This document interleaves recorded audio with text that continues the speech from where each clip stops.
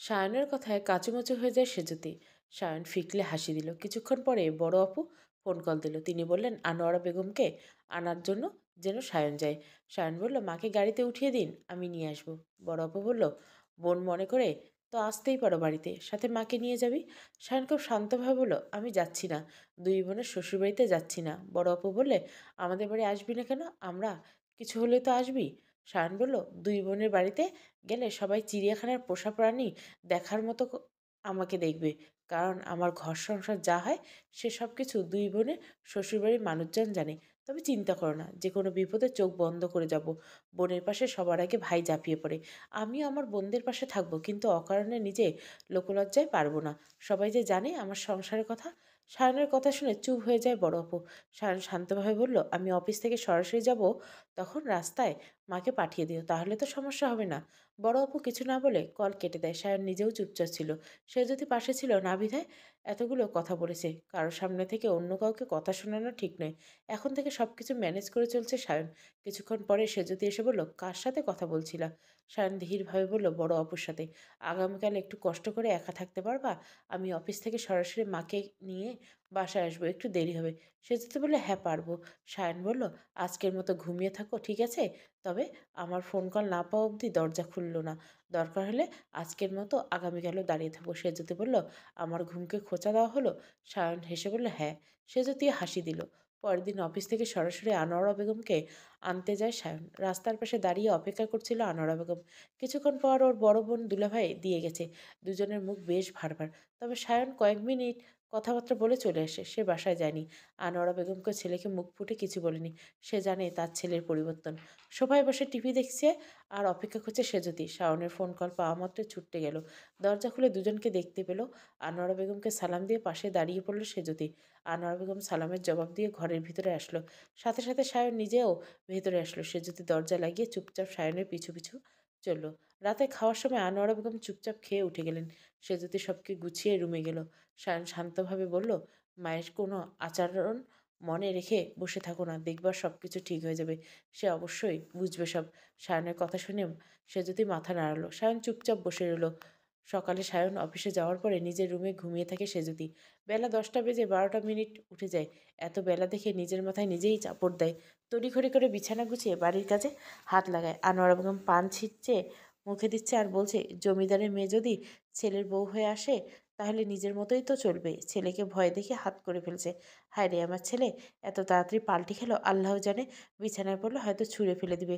তখন বলবে, বড়লোকি বউ মায়ের সেবা করতে পারবে না, তার কষ্ট হবে। আনোয়ারা বেগমের কথাগুলো স্পষ্ট ইঙ্গিত বুঝতে পেরে হজম করে সেজুতি। ডাইনিং টেবিলের উপরে পানির বিন্দু বিন্দু মুছে পরিষ্কার করে। সেজুতি কোনো ভ্রুক্ষেপ না দেখে আনোয়ারা বেগম বললেন, মেয়ে আসলো, একটা কিছু নিজের হাতে তৈরি করে খাওয়াতে পারলাম না, এমনকি নাতনিটারও খাওয়াতে পারলাম না, উল্টে মরতে মরতে বেঁচে গেছে। তবুও আমার ছেলে উল্টো গান ধরেছে। আনোয়ারা বেগমের কথা শুনে দাঁতে দাঁত চেপে শুনছে সেজুতি। রান্নাঘরে গিয়ে রান্নার জোগাড় করে শান্তভাবে রান্নার কাজে মনোযোগ দেয়। কিছুক্ষণ পর হাসি এসে ঘর ঝাড়পোছ দিয়ে চলে যায়। এসবে আনোয়ারা বেগম এক কথা শুরু করলো। তিনি বলেছেন, ছেলের টাকা গেল সব। কতভাবে যে যাবে আরও আল্লাহ জানে। ছেলেটার কিছু হিসাব নিকাশ নেই, শুধু জায়গায় জায়গায় তেজ দেখিয়ে টাকা উড়াবে। গতকাল তেজ দেখিয়ে আমায় আনতে গেল। এত তেজ যার, যার জন্য বোনের বাড়িতে যায়নি। আমি তো জানি এসব কার জন্য হয়, বুঝি না কিছু, সব বুঝি। আনোয়ারা বেগমের কথাগুলো সেজুতির কানের চারিপাশে ঘুরছে। ও নিজেকে স্থির রেখে রান্না শুরু করলো। যাই হোক, সায়ন ওর পাশে আছে। সায়ন অবাধ্য হবে কিভাবে? নিজে চুপ থেকে সায়নকে ফোন কল দিল। এসব ব্যাপারে কোনো কথা উল্লেখ না করে এমনিতে সায়নের সাথে কথা বলল। নিজেকে ব্যস্ত রাখছে সায়নেতে। সায়ন কিছু একটা বুঝতে পেরে চুপ রইল। সায়ন যখন বাসায় আসে তখন সায়নের কাছে একটা কথাও বলেনি। সায়ন নিজ থেকে জিজ্ঞাসা করলো, বাসায় কিছু হয়েছিল? হঠাৎ যে আজ ফোন দিলে এমন টাইমে, আগে তো দিতে না। জবাবে সেজুতি বলে, কিছু না, তোমার কথা মনে পড়ছিল তাই ফোন কল দিলাম। সেজুতির কথা শুনে কপাল কুঁচকে তাকায় সায়ন। তারপর বলে, এতদিন মনে পড়তো না? সেজুতি হালকা হেসে বলল, না, কারণ জিজ্ঞাসা করবা না একদম। সায়ন অস্ফুট স্বরে বলে, আচ্ছা। সেজুতি সায়নের সামনে দাঁড়িয়ে ওর চুলে হাত দিয়ে বলল, খেতে চলো। সায়ন চুপচাপ উঠে দাঁড়ায়। মাগরিবের নামাজের পরে আনোয়ারা বেগমকে ডাকলেন সায়ন। সায়নের এক পাশে সেজুতি আর অন্য পাশে আনোয়ারা বেগম বসে আছে। ও শান্তভাবে আনোয়ারা বেগমকে জিজ্ঞাসা করলো, মা কি কোনো কারণে আমার উপর রেগে আছেন? আনোয়ার বেগম আজ চোখে সেজুতির দিকে তাকিয়ে কিছুক্ষণ চুপ রইল। সায়ন শান্তভাবে বলল, যে রেগে যায় সে হেরে যায়, কারণ রাগের মাথায় অনেক কিছু বলা যায়, সেগুলো যুক্তিপূর্ণ হয় না। আপুদের বিয়ে হয়েছে, তাই সব কিছুতে আপুদের সাথে রেখে তোমাদের কথা বলতে চাই না। তাদের যা বলার বলে দিয়েছি। এখন আমার সংসারে মা আর বউ দুজনে থাকছে। এখানে আপুরে এসে থাকবে না, তাদের নিজেদের সংসার আছে। এখন কথা হলো, আমি একটু সামান্যতম ভুল করলে সবাই তেড়ে আমার দিকে আসো, যেই হোক না কেন। বিন্দুমাত্র ছাড় দেয় না কেউ। তোমরা নিজেদের শান্তি সবাই দেখেছো, আমার শান্তি চোখে পড়ে না কারো। যদি আমার জন্য বিন্দুমাত্র মায়া মমতা ভালোবাসা থাকে, তাহলে অন্ততপক্ষে শান্তিতে থাকতে দিও। নাহলে আমি কিন্তু মাথা খারাপ হলে অনেক কিছু করে ফেলি। তোমাদের যার যা ইচ্ছে আমায় বকাবকি করবা, কিন্তু একজনকে শুনিয়ে অন্যজন যেন কিছু না বলে। মা বউ দুজনে কিন্তু গায়ে বাজবে তখন। সায়নের কথা শুনে চুপ হয়ে যায় দুজনে। সে যদি তবদা দিয়ে যায়। সায়নকে তো এই ব্যাপারে কিছুই বলেনি, তবু জানলো কীভাবে? সায়ন শান্তভাবে বলল, বিয়ের পর ছেলেরা পরিবর্তন হয়ে যায়। এসব কথা সচরাচর শুনতে হচ্ছে সবার। তবে এর বাইরে যে আর একটা কথা আছে, সেটা কেউ বলবে না। বিয়ের পরে পরিবর্তন হয় ঠিকই, অবস্থানের ভিত্তিতে পরিবর্তন হয় ছেলে। ছেলের পরিবর্তন হয় ছেলের বউয়ের পক্ষে থাকলে বউ ছেলেকে তাবিজ করছে। ছেলে মা বোনের পক্ষে থাকলে কাজের বুয়া হিসেবে বউকে আনছে। যদি তিনজনের পক্ষে সমান দায়িত্ব পালন করে, তখন কথা ওঠে, ছেলে নিজেই ভালো না। ওরে মা, কোথায় যাব আমি? এত কথা আমার সত্যি সহ্য হয় না। তোমাদের তিন কুলের মানুষকেই ভালোবাসি আমি। এর জন্য একজনকে ছেড়ে অন্যজনকে কথা শোনাবে এমন নয়। একজনের জন্য আরেকজনকে কষ্ট দেব এটাও নয়। আমার থেকে যার যতটুকু অধিকার সে পাবে। দুজনকে চুপ থেকে সায়ন বলে, একটা মেয়ে খুবই দুঃখী ছিল। সুখের জন্য বিয়ে করে স্বামী সংসার করে। কিন্তু ভাগ্য এত ভালো থাকে, তাই স্বামীও মারা যায়। তারপরে আর কি করা? বৃদ্ধ শাশুড়ি নিয়ে থাকতে হয়। কারণ শাশুড়ির জন্য বউ, আর বউয়ের জন্য শাশুড়ি ছাড়া চার কুলে কেউ ছিল না এদের। ঘরে ভিটেমিটি ছিল ঠিকই, কিন্তু খাওয়ার জন্য কিছু ছিল না। তখন কি করা উচিত? মেয়েটির বিয়ের বয়স তো পড়ে যায়নি। সে বিয়ে করে সুখে সংসার করতে পারত। আবার কিন্তু সে ভাবছে তার কিছুদিনের সুখের কথা। তার জীবনে প্রথম পুরুষ ছাড়া সে অন্য কাউকে জীবনে বহন করতে পারবে না। এবং প্রথম শ্বশুরবাড়িতে পা রাখার পরে মায়ের মতো যাকে দেখেছে, তাকে একা ফেলে অন্য সংসারে যেতে পারবে? তাই খাবারের জন্য নিজে মাঠে নেমে গেল। লেখাপড়া ছিল না, তাই হাতের কাজ ছাড়া আর বাসাবাড়ির কাজ ছাড়া অন্য কিছু করার ক্ষমতা নেই। তবুও শাশুড়ির জন্য এসব করেছে। শাশুড়ি যে করেনি এমন নয়। নিজে যতটুকু পেরেছে সে সাহায্য করেছে তার নতুনভাবে বেঁচে থাকার জন্য। যে মেয়েকে পাশে পেয়েছে তার জন্য, এবং পাশাপাশি এই মেয়ের জন্য সে পাত্র দেখা শুরু করছে। সে আর কদিন বা বাঁচবে? তার আগে মেয়েকে নতুনভাবে গুছিয়ে দেবে। কিন্তু যার শেষ ভালো তার সব ভালো হয়। তাদের এমন বউ শাশুড়ির কাহিনী পুরো এলাকায় ছড়িয়ে পড়ে। কারণ এমন ভালোবাসা খুব কম দেখা যায়। একজনের জন্য আরেকজন মরিয়া হয়ে থাকে। অবশেষে কি হলো জানো? একজন সুপুরুষ এসে মেয়েটিকে বিয়ের প্রস্তাব দিল। মেয়েটি রাজি নয়, কারণ তার বিয়ে হলে তার বৃদ্ধ শাশুড়িকে কে দেখবে। তখন সে সুপুরুষ বলে দুজনের দায়িত্ব সে নিজবে, তবুও বিয়ে করবে। কারণ দুজনে কারো মনে কোনো হিংসে বিদ্বেষ নেই। যেখানে সব কিছু হার মানিয়ে একে অপরকে পরিপূরক হতে পেরেছে, সেখানে সেই পুরুষ নিশ্চয়ই ভালো থাকবে। তার জীবনে এমন একজন স্ত্রী আর মা লাগবে। তার টাকা পয়সা আছে, কিন্তু তার জীবনে সুখ নেই। যদি এমন মন মানসিকতার স্ত্রী পায় এবং সাথে একজন মা পায়, তাহলে তার থেকে ভাগ্যবান আর কেউ নেই। সে পুরুষের কথাবার্তা শুনে ভালো লাগে দুজনের। তবুও মেয়েটি মনমরা হয়েছিল। কিন্তু শাশুড়ির জেদের কাছে হার মেনে বিয়ে হয়ে গেল, এবং তাদের সংসারে অন্য সবার মতো ঝামেলা নয়, সুখের সংসারে পরিণত হলো।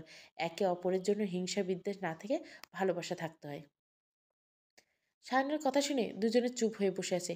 সায়ন দীর্ঘশ্বাস নিয়ে বলল, ঘরে কি হবে বা না হবে এসব যেন এই তিনজনের ছাড়া বাইরের কেউ না জানে। লোক সম্মুখে তোমাদের কারো যেতে হয় না, আমার যেতে হয়। অন্ততপক্ষে মান ইজ্জত দেখবা। না হলে মানুষের সামনে যাওয়ার মুখ থাকবে না আমার। এখন থেকে চাই না ঘরে যেন কোনো ঝামেলা না হোক। সে যদি সংসার সে যদি সামলাবে, ভালো মন্দ দেখতে হলে সাহায্য করতে পারেন আপনি। আপনাকে কেউ জোর করবে না কোনো কিছুতেই, যে এটা করতে হবে, অথবা এই সংসারের ব্যাপারে আপনি নাক গলাবেন না, এমন কিছু বলবে না। আপনার ছেলের সংসার আপনি মতামত দিতেই পারেন, কিন্তু সেটা যুক্তিপূর্ণ হতে পারবে। তার সাথে সেজুতিকে বলে রাখলাম, এমন কোনো কাজ করবে না যার জন্য কেউ আঙুল তুলতে পারবে। নিজের ভালো পাগলও বুঝে। আশা করি আর ভেঙে বলতে হবে না কিছু। সায়নের কথা শুনে সেজুতি মাথা নাড়ায়। আনোয়ারা বেগম চুপচাপ বসে আছে। সায়ন কিছু না বলে উঠে যায়। আনোয়ারা বেগম উঠে তার কক্ষে গেল। সেজুতি বাল্ব ফ্যান বন্ধ করে নিজের রুমে যায়। রুমে গিয়ে দেখে সায়ন নিশ্চুপ হয়ে বসে আছে। সে যদি ওর পাশ ঘেঁষে বসে আমতা আমতা করে বলে, একটা কথা বলবো? সায়ন বলে, হ্যাঁ বলো। সে যদি বলতে গিয়েও থেমে গেল। ও বলতে চেয়েছিল আজকের ঘটনা জানলো কিভাবে, কিন্তু বলল না। সায়ন জিজ্ঞাসার দৃষ্টি দিয়ে তাকালো। সে যদি শান্তভাবে বলল, আকাশে মস্ত বড় চাঁদ উঠছে। সায়ন হালকা ঝুঁকে বলল, তো? সে যদি শান্তভাবে বলল, এটাও জানো না তুমি আকাশে মস্ত বড় চাঁদ উঠছে এর মানে বলতে হবে? শান্ত থতমত খেয়ে বলল, দীর্ঘণ্ড বলল, চন্দ্রবিলাস করতে ইচ্ছে করে? কপাল কুঁচকে সেজে তুলে, উফ, এসব মোটেও না। চাঁদ দেখে ছোট সময়ের কথা মনে পড়ে গেল। ঈদের আগের দিনে চাঁদ রাতে এই চাঁদ দেখার জন্য ছোটাছুটি করতাম, কিন্তু তবুও দেখতে পেতাম না। সেজুদের কথা শুনে মাথা হেলিয়ে শব্দ করে হেসে দেয় সায়ন। ধীর কণ্ঠে বলে, ফাজিল মেয়ে। সেজুদি গাল ফুলিয়ে সায়নের দিকে তাকায়, আবার পরক্ষণে হেসে দেয়। মাঝে কেটে গেল অনেক দিন। আনোয়ার বেগম ২-৪ কথা বললেও সে যদি কিছু বলে না। মনোযোগ ফেরাতে সায়নের সাথে কথা বলে ফোনে, অথবা নিজের রুমে গিয়ে দরজা চাপিয়ে মোবাইল ধরে। কোনো কথাকেই গায়ে লাগায় না। একসময় কথা বলতে বললে আনোয়ারা বেগম নিজেই হাঁপিয়ে যায়। তখন সে এমনিতেই চুপ হয়ে যায়। তবে আনোয়ারা বেগমের মধ্যে কিছু পরিবর্তন হয়েছে।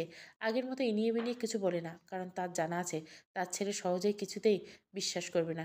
আগে তো যা বলতো মোটামুটি সবই কিছুই বিশ্বাস করতো সায়ন, কিন্তু এখন সায়নের পরিবর্তন হয়েছে। ধীরে ধীরে ওর জন্য ঘরের মানুষজন পরিবর্তন হয়েছে। আনোয়ারা বেগম যদি মেয়েদের কাছে কিছু বলেন, তাহলে ততটুকু পর্যন্ত সীমাবদ্ধ থাকে সব কিছু। কারণ সায়নের সংসারে সে কেউ দফাদারি করতে পারে না। তাছাড়া সায়ন একবার বলেই দিয়েছে ওর সংসারে যে বাগড়া দিতে হলে ভাইয়ের পরিচয় যেন ভুলে যায় সবাই। এটা ভেবে চুপ থাকে সবাই। মেজো অপর বেবি হবে, এমন শরীর খারাপে খামোখেই কোনো ঝামেলায় জড়াতে চায় না। বাঁচা মরা আল্লাহর হাতে। কে ফিরে কে চলে যায় জানা নেই কারো। শুধু শুধু ভাইয়ের সাথে ঝামেলা করবে কেন? প্রথম বিবাহবার্ষিকী উপলক্ষে সেজুদকে খাগড়াছড়ি নিয়ে যাবে সায়ন। তবে এসবে কিছুই জানায়নি সেজুদিকে। নিজে ছুটি কাটিয়ে সব কিছু ঠিক করলো। আনোয়ারা বেগমকে কয়েকদিনের জন্য মেয়েদের বাড়িতে রাখলো। গাড়ি ওঠার পরে সেজুদি বারবার জিজ্ঞাসা করলো। সায়ন ধমক দিয়ে থামিয়ে দেয়। সেজুদি চুপচাপ হয়ে থাকে। বিয়ের পর এই প্রথমবার ঘুরতে যাচ্ছে দুজনে। হয়তো এর আগে এমন সময় হয়নি। কত শত ম্যানেজ করে চলতে হয়েছিল সায়নের। তবে বিবাহবার্ষিকীতে নিজেদের আলাদা সময় দিতে চেয়েছে। ঘরের দেখাশোনার পাশাপাশি যে বাড়ির বউদের বাইরের জগতে দেখতে হয়, তাদের নিজেদেরও তো একটা ভালো লাগা আছে। প্রথমে সে যদি কিছুই বুঝল না। যখন সে খাগড়াছড়ি থেকে চাঁদের গাড়িতে শুভ্র মেঘের রাজ্যে পাড়ি দিল, তখন বুঝতে বাকি নেই, শুধু মুগ্ধ নয়নে সায়নের দিকে তাকিয়েছিল। সায়নের ঠোঁটের কোণে হাসি রেখা টেনে সে যদি হাত ধরে কটেজে গেল। নিশ্চুপ সেজুতি সে ঘুরে ফিরে সায়নকে দেখছে শুধু। সায়ন নিজেও নিশ্চুপ হয়ে সেজুতির কাণ্ড কারখানা দেখছে। কিছুক্ষণ গম্ভীর থেকে কপালে ৪টি ভাঁজ পেলে বলে, মেঘের রাজ্যে এসে নিজের মুখমণ্ডলে মেঘ জমিয়ে রেখেছ? সায়নের কথা শুনে হকচকিয়ে গেল সেজুতি।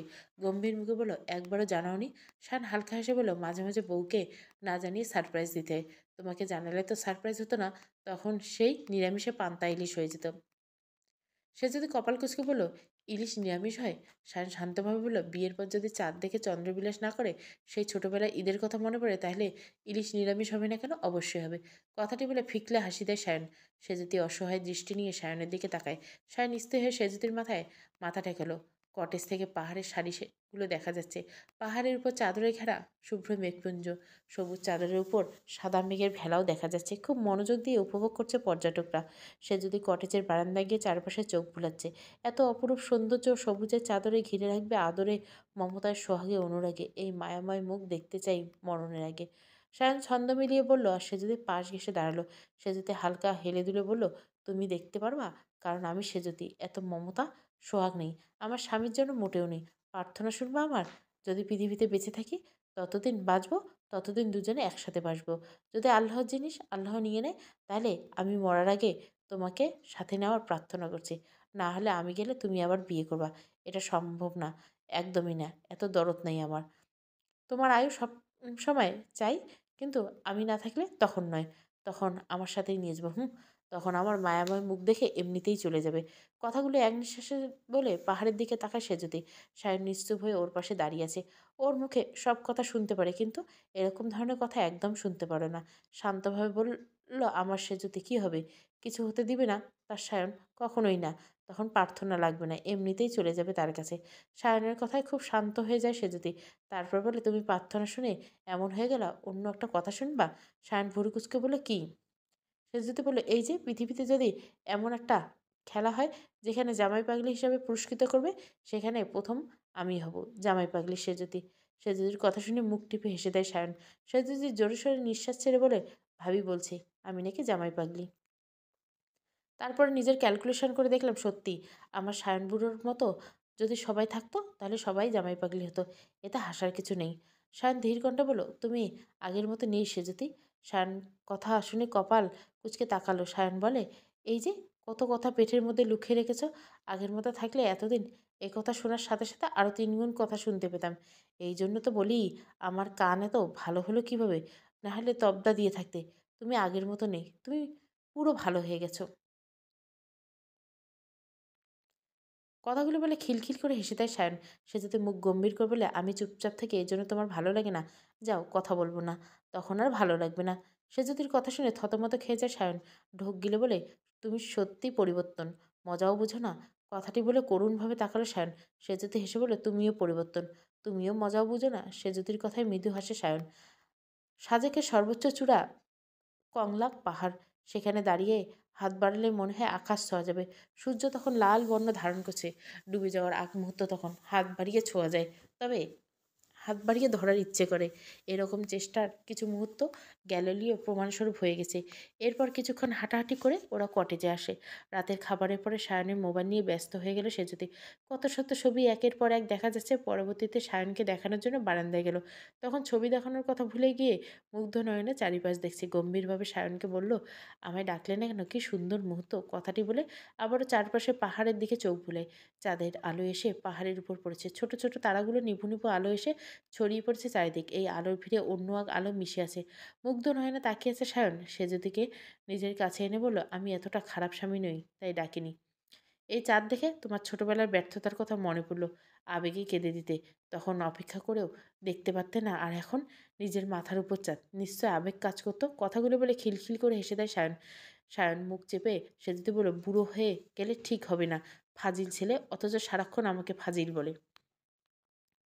সে যদি হাত সরিয়ে সায়ন হো হো করে হেসে দিল, তুমি তো ফাজিল।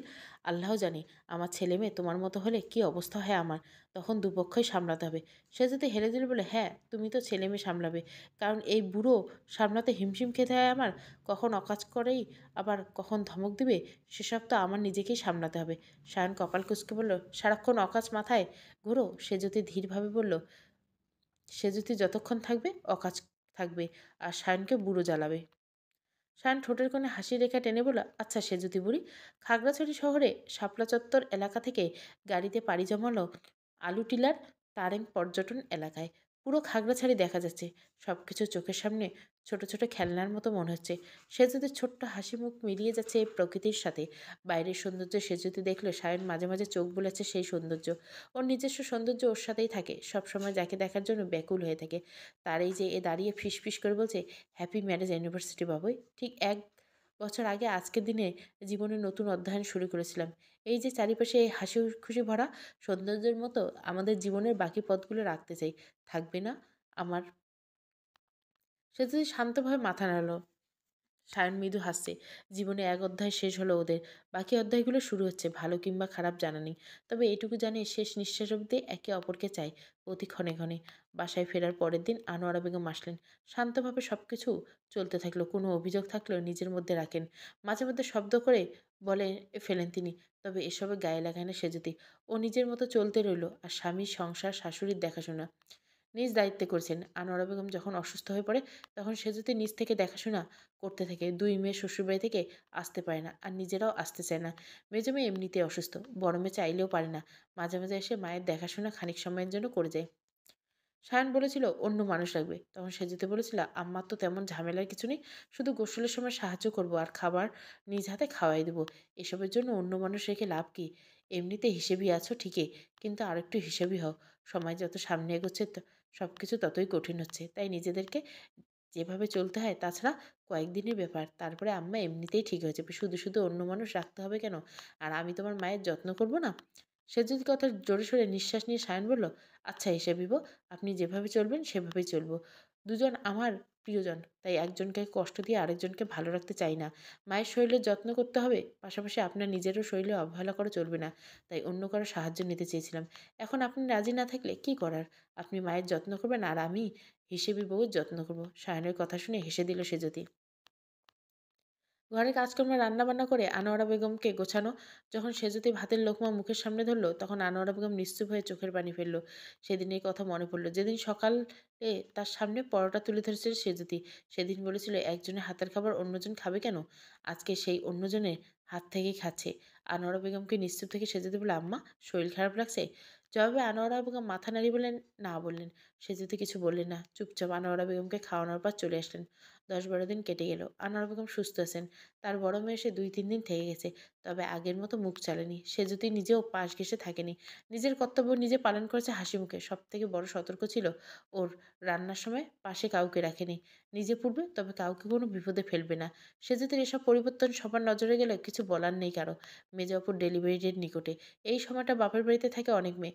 মেজো অপু মান অভিমান ভেঙে বললেন, এখানে আসার কথা। শেষ মুহূর্তে ভরসা দরকার তার। তখন আনোয়ার বেগম শান্তভাবে বলেছিলেন, এখানে আসো, তোমাদের ভাই ভাবির কর্তব্য অনুযায়ী সব কিছু করবে। এর বেশি কেউ কিছু আশা করবে না। আর মুখ চালাবে না। কারণ সায়ন বোনদের সেবার জন্য তো বউ আনেনি, তাই অন্য কিছু আশা করা ছেড়ে দিয়ে আসতে পারো। আনোয়ারা বেগমের মুখে এমন কথা শুনে নিশ্চুপ হয়ে যায় সায়নের বোন। আনোয়ারা বেগম বললেন, আমার ঘরেও অতিথি আসবে, তাই বউ নিজে চাইলেও সাহায্য করতে পারবে না। আমার নাতিও যত্নে রাখতে হবে। অন্য সব ছেলে বউরা শাশুড়ি অসুস্থ সময় দূরে সরে থাকতে পারে, কিন্তু সে যদি থাকে নাই।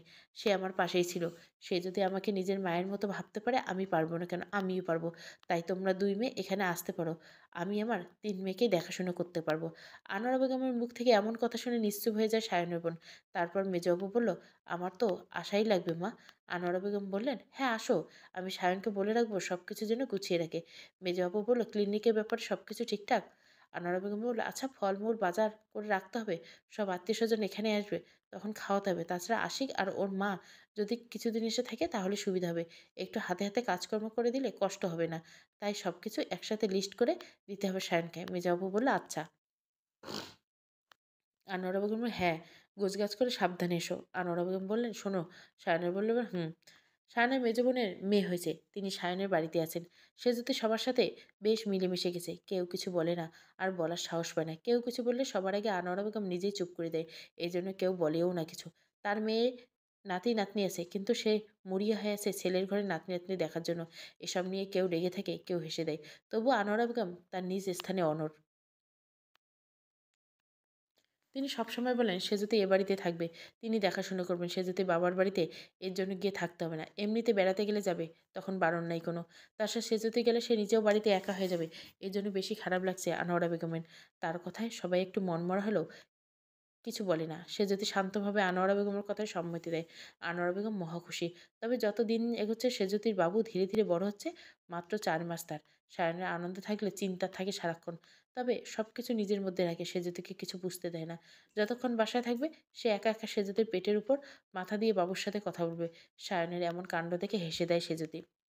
অফিসে থাকলে মন থাকে সেজুতির কাছে। সবসময় খেয়েছে কিনা, বাবু কি করছে, সেজুতি কি করছে। আগে রান্না-বান্না কাজকর্ম নিয়ে ব্যস্ত থাকতো, কিন্তু এখন তো এসবের ধারে কাছেও যেতে পারছে না। কাজকর্ম হাসি করে দিয়ে যাবে, আর রান্না আনোয়ারা বেগম করবে। তার এক কথা, সে যদি শান্তভাবে বসে থাকবে, নতুন অতিথির খেয়াল রাখবে। আনোয়ারা বেগমের এমন আচরণে মাঝে মাঝে খুশিতে চোখ দুটো ছলছল করে ওঠে সেজুতির। তখন আনোয়ারা বেগম মাথায় হাত বুলিয়ে বলেন, আগের সব কিছু মনে রেখো না মা। আমি আজ আছি কাল নেই। তখন দয়া দাবি থাকলেও শান্তি পাবো না। এমনিতে পৃথিবীতে পাপের শেষ নেই। আনোয়ারা বেগমের এমন কথা শুনে চোখ দুটো ছলছল করে ওঠে সেজুতির। কাঁপা কাঁপা কণ্ঠে বলে, কে থাকে কে চলে যায় তার ঠিক নেই। দয়া করে এসব বলবেন না। আমি অনেক ভুল করেছি, বেয়াদবি করছি, আমার সব কিছুর দাবি ছাড়িয়ে নিচ্ছি। সেজুতির কথায় চুপ হয়ে যায় আনোয়ারা বেগম। কথার প্রসঙ্গ পাল্টিয়ে বলে, এখন বয়স হয়েছে, তাই অত শত পারি না। হাতের গোটা কয়েক নকশি কাঁথা সেলাই করছি। তাছাড়া বাকিগুলো সায়নকে কিনে আনতে বলছি। আনোয়ারা বেগমের কথায় মৃদু হেসে সেজুতি বলে, মা, সেলাই করেছে, আরও করবে?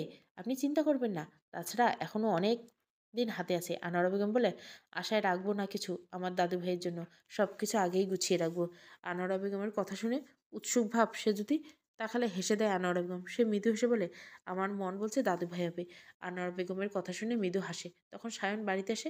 তখন খুশি মনে সব কিছু বলে। সেজুতির কথা শুনে ওর গলা জড়িয়ে দেয়। সায়ন বলে, সাজের বাতি খুশি হলে আমিও খুশি হব। এখন বলো, ঠিকঠাকভাবে খেয়েছো? সেজুতি বলে, মা থাকতে না খেয়ে থাকতে হবে কিভাবে? জোর করে খাইয়ে দিল। সায়ন বলল, শাশুড়ি বউয়ের মান অভিমান ভাঙলো তবে? সায়নের টাইয়ের নট খুলতে খুলতে সেজুতি বলে, 100 থেকে 10% আসছে। শান কপাল কুঁচকে জিজ্ঞাসা করলো, 10% হয়ে রয়েছে শুধু? সেজুতি বলল, হ্যাঁ, জোর করে খাইয়ে মোটু বানিয়েছে আর তাই 10% আছে। শায়ন খানিকটা দূরে সরে বলল, মা হয়ে তো বলতে পারে না। আসলে কথা হলো আমার গোলুমোলু বউ পছন্দ। শায়নের কথা শুনে কটমট করে তাকালো সেজুতি। তারপর বলল, তাহলে এতদিন বলেননি কেন? শান থতমত খেয়ে বলল, হ্যাঁ, সময়ের অভাবে বলতে পারিনি। সেজুতি কটমট দৃষ্টি নিক্ষেপ করে একগাল হেসে শায়নকে বলল, আরে রাখছো কেন? আমার সাজের বাতিকে সবসময় ভালো লাগে, তাই বলার সময় পাইনি। আমি তো মুগ্ধ নয়নে সবসময় তাকিয়ে থাকি। সায়নের কথা শুনে মুখ ঘুরিয়ে হেসে দেয় সেজুতি। সায়ন এক মনে তাকিয়ে থাকে। এদিকে আল্ট্রাসোনোগ্রাফি করে জানতে পারে সেজুতির ছেলে হবে। সেদিন ঘরে এক অন্যরকম আনন্দ উৎসব রয়ে যায়। শায়ন শুধু নিশ্চুপ হয়ে তাকিয়ে থাকে সেজুতির দিকে।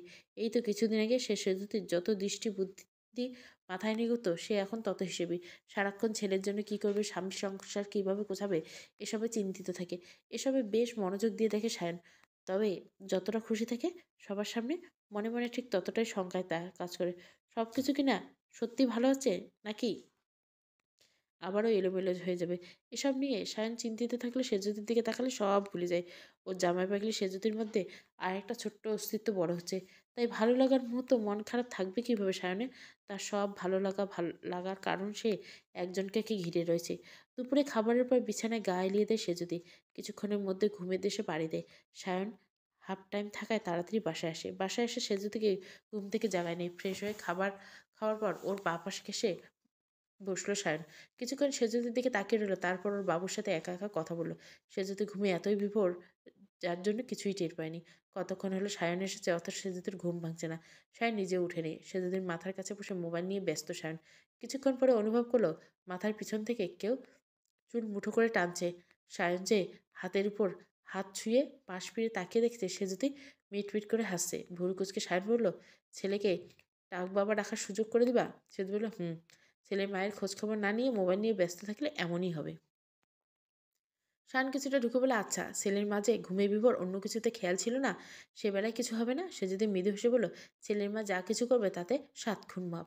শান কপাল কিছু বলে, আচ্ছা, তার 7 খুন মাপ হলে তখন যখন সে সময় মতো খাবার খাবে, নিজের যত্ন করবে। সে যদি বলল, মা থাকতে এসব নড়চড় হয় না। তাছাড়া জামাই পাগলি কি শুধু শুধু হয়েছি?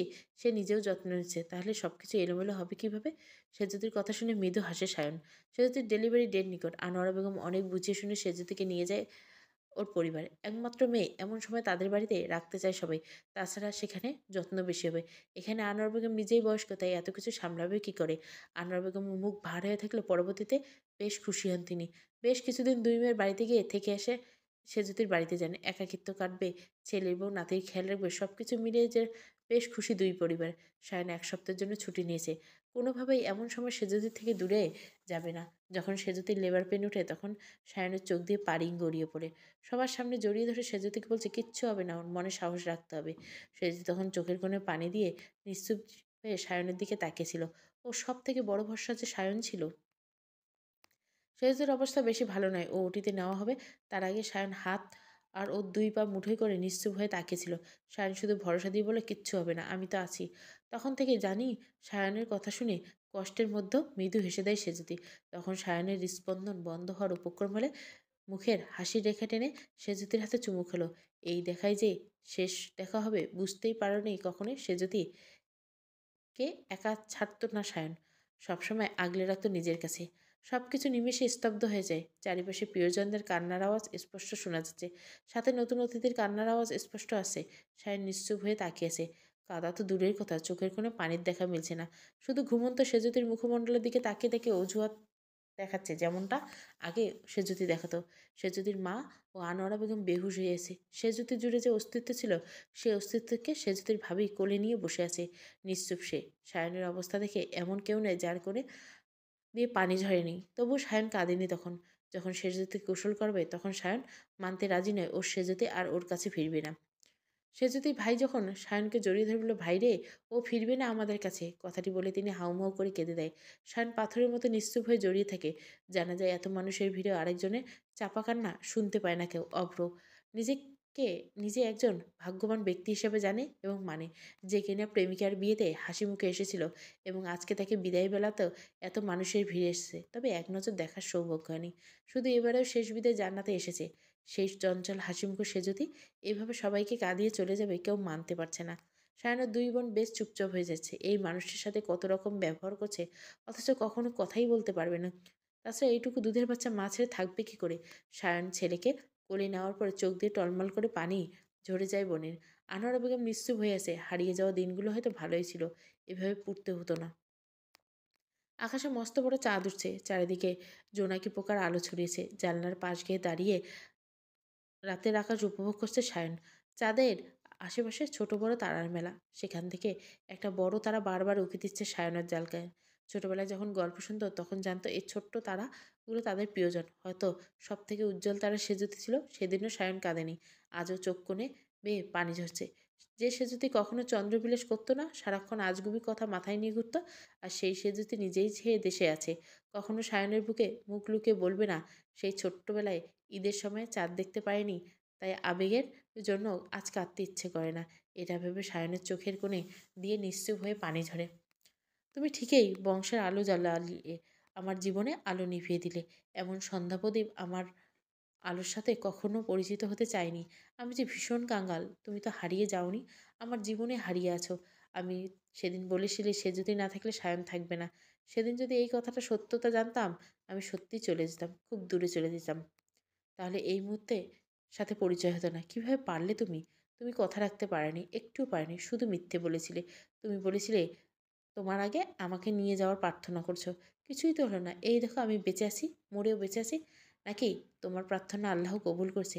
এই যে দেখো, আমি নিঃশ্বাস নিতে পারছি না। হ্যাঁ, সে যদি সারা সায়ন বেঁচে নেই। সত্যি সায়ন বেঁচে নেই, বেঁচে থেকেও নেই।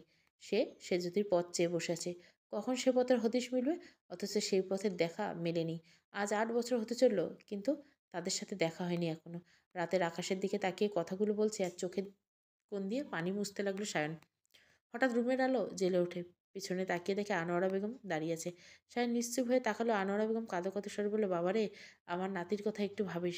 সারাক্ষণ এমন থাকলে, এমন কথাবার্তা বললে যে ও কোথাও যাওয়ার জায়গা থাকবে না। আনোয়ারা বেগমের কথায় নিশ্চুপ হয়ে যায় সায়ন। আনোয়ারা বেগম নিজেই নিশ্চুপ হয়ে আছেন। তার পিছু পিছু চোখ ডলতে ডলতে আসলো সায়নের সামনে। টি শার্ট উল্টো করে পড়া, চোখে ঘুম নিয়ে সায়নের সামনে দাঁড়ায়। হাই তুলতে তুলতে বলে, আব্বু চলো, আমার আম্মুকে বাসায় নিয়ে আসি। তখন কাঁদবে না তুমি, আর আমিও আম্মুর সাথে থাকবো। ছেলের মুখে এমন কথা শুনে জাপটে ধরে সায়ন। সোহান হাসতে হাসতে বলে, দাদু ভাই দেখো, আব্বু বুড়ো হয়ে যাচ্ছে। আমার মত মাথা ভর্তি চুল নেই, এটা মানলাম, কিন্তু আব্বুর কালো চুলের মাঝে মাঝে সাদা চুল দেখা যাচ্ছে। আব্বু বুড়ো হয়ে গেছে। ছেলের কথা শুনে হেসে দেয় সায়ন। সোহানের টি শার্ট নজরে আসলে শব্দ করে হেসে দেয়। উল্টে টি শার্ট পরে ঘুরছে। তখন সায়ন ছেলেকে জড়িয়ে ধরে বলে, তোমার মতো উল্টো শার্ট পরে আমি ঘুরি না। সায়ন বলে, তুমি সত্যি সত্যি বুড়ো হয়ে গেছো কিনা পরীক্ষা করলাম, তাই উল্টো টি শার্ট পরছি। পরীক্ষা করে দেখলাম তোমার নজরে এসব আছে কিনা। এইটুকু ছেলের মুখে এমন কথা শুনে কপাল কুঁচকে যায় সায়নের। সোয়ান নিজের মুখ চেপে হেসে। সায়ন মুখ চেপে শব্দ করে হেসে। সায়ন নিজেও ছেলের এমন কাণ্ড কারখানা হাসলো। সায়ন সেজুতির ভালোবাসার চিহ্নকে বুকে আগলে রাখলো, যার জন্য এত বড় ত্যাগ করলো। জানলায় উকি দিয়ে আকাশের এত তারার ভিড়ে একটা উজ্জ্বল নক্ষত্র হাসছে। এই হাসি দেখেনি কেউ, শুধু অনুভবে ছিল। সেজুতি, পঞ্চম পর্ব এবং শেষ পর্ব। পুরো গল্পটা প্লেলিস্টে পাবেন। ভালো লাগলে অবশ্যই লাইক, শেয়ার এবং সাবস্ক্রাইব করবেন। Thank you for watching.